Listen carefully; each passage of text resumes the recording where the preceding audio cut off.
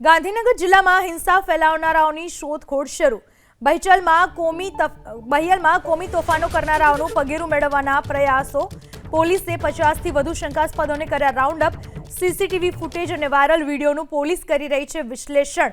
ચોક્કસ નારા લગાવી કેટલાક તોફાનીઓએ કર્યો હતો પથ્થરમારો.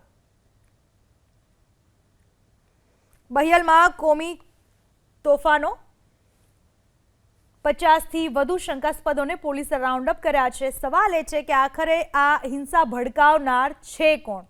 સ્થાનિકોના મતે અત્યાર સુધી આવી ક્યારેય ઘટના બની નથી, તો પછી અચાનક આ બધા તોફાની તત્વો આવ્યા ક્યાંથી? કઈ રીતે પથ્થરમારો થયો? કઈ રીતે આગજની થઈ?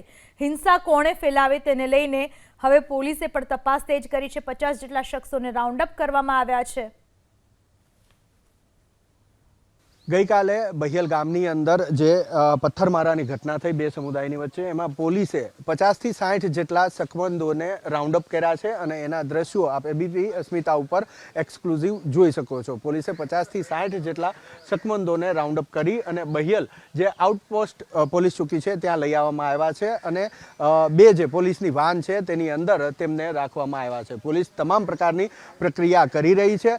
પોલીસને આશંકા છે કે ગઈકાલે રાત્રે બહિયલ ગામની અંદર જે શાંતિ ડોળાઈ હતી, જે આગજનીના બનાવો થયા હતા, પથ્થરમારાના બનાવો થયા હતા, તેની અંદર આ લોકો સંડોવાયેલા હોય એ પ્રકારેની આશંકા છે. એટલે શકમંદના તોર ઉપર અત્યારે આ 50થી 60 જેટલા લોકોને લઈ આવવામાં આવ્યા છે. હાલ પૂરતા આપણે તેમને આરોપી નહીં કહી શકીએ, કારણ કે જ્યાં સુધી પોલીસ કોઈ સત્તાવાર નિવેદન નથી આપતી અને પોલીસ તેમને આરોપી નથી ગણતી ત્યાં સુધી શકમંદ તેને કહેવાશે. અને પોલીસે આવા 50થી 60 જેટલા શકમંદોને રાઉન્ડ અપ કર્યા છે અને તેના દ્રશ્યો સામે આવી રહ્યા છે. જોકે પોલીસ તમામ લોકોને લઈ અને અહીંયા પોલીસ સ્ટેશન લઈ આવી છે.